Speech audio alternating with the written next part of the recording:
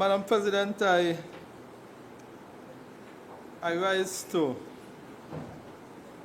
make my contribution to the bill that is presently before this Honorable House, the Amenities for Tourists Amendment Bill 2025. And, Madam President, I initially did not intend to speak. And I hope that I will keep my word this time and be extremely brief. I hope that I will do so, Madam President. Madam President, I was moved, Madam President, by a few comments of my learned friend from Nevis number 5. And I believe, Madam President, that there is a misunderstanding as to what it is that this bill is seeking to achieve. With your permission, Madam President, I want to read section 15 of the parent document. With your permission, Amenities for Tourists Ordinance Cap 6.05, section 15. With your permission, Madam President. Section 15 speaks to imposition of hotel and restaurant tax. It reads, Madam President, there shall be charged, levied, and collected on the proceeds of A, charges for hotel and guest house accommodation. I'm going to pause there for a minute. Charges for hotel and guest house accommodation.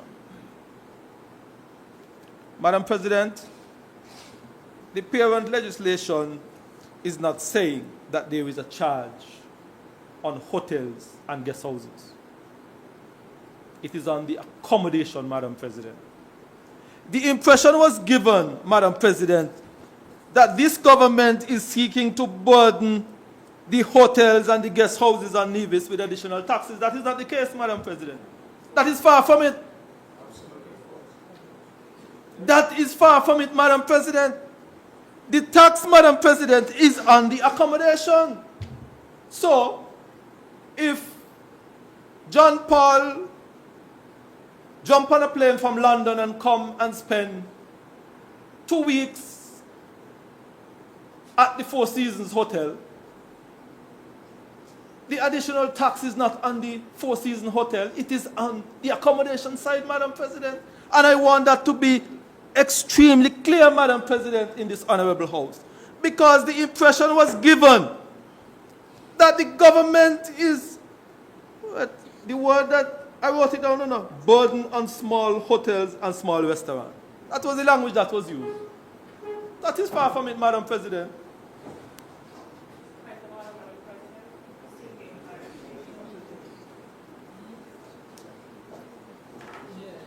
Madam President, perhaps I wish to clarify the confusion, Madam President, because if it is that the tax is levied on the accommodation, Madam President, if it is that accommodation is set, and I believe the mover of the bill did indicate that the taxation itself is going to be implemented in June because prices were already set for this particular tourist season, and so the adjustment will be made for the upcoming season. So if it is, this is existing, the 2%. So accommodation rates would have been inclusive of this 2% set and ready. So if it is that there's any increase, Madam President, then naturally one could assume that hotels, restaurants, anybody offering a service that is captured within the legislation, that if they cannot absorb the cost itself, that surely they would have to increase their prices. Isn't that a natural flow, Madam President? If it is not, because I am just simply stating, Madam President. Member. So you rose on a point of clarification. Tell me the point you made. Tell me the misquotation, and then we'll have the reply, Well, rather than to continue your Yes. presentation. Madam So President, what was the the point? The Yes. point that I am making is that when I spoke about the burden, Madam President, what I was looking at is the burden on the persons using the service. For example, local people who stay in hotels who have to pay for accommodation. And the issue taken is that The issue taken is that the member for Nevis 1 is rising, stating that there would be no increase or no additional burden. Perhaps maybe not on the hotels, but certainly on the persons using the service, because it is a service taxation, Madam President. okay, So in what the we'll event... have- so you stated your point, you stated how it was misquoted, and we'll have the member respond. Grateful, Madam. Thank you.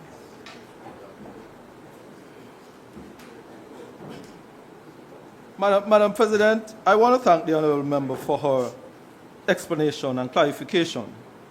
But Madam President, the point that I am making is that the charges for the hotel and guest house, Madam President, is not a tax on the hotel or the establishment. Let me use that kind of language. That is the point that I'm trying to make. Because the honourable member stated that it's a burden on small hotels and small restaurants.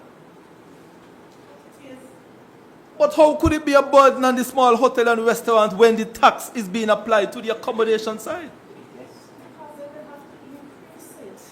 If they cannot absorb it, they have to increase it. But to observe what? It is the passed on tax from the accommodation side. If I am staying in a hotel and I used to pay $10 as a guest of a hotel, the increase in the tax would now say that I may have to pay 12. It doesn't have anything to do with the establishment. But I think the point is, I think the point is clear. It is perhaps not something that is unclear, but rather something that is disagreed. So we can move on. I would move on, Madam President. Yes. I would move on. Madam President,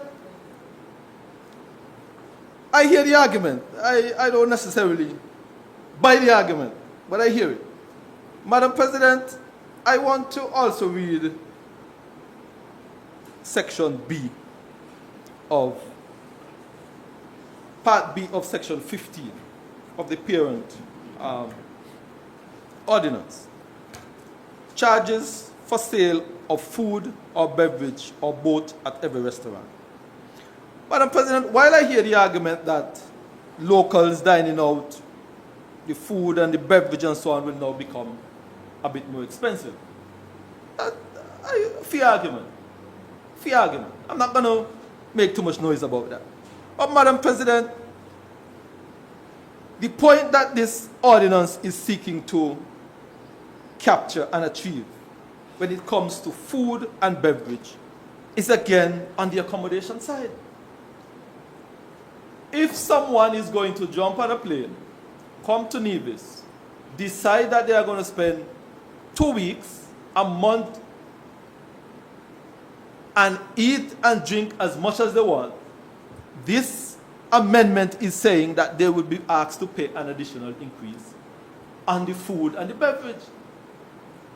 When those hotels, Madam President, go to the supermarkets, for example, or when the restaurants go to the supermarkets to purchase those food and beverages, there is not an increase at the restaurant for those food and beverages.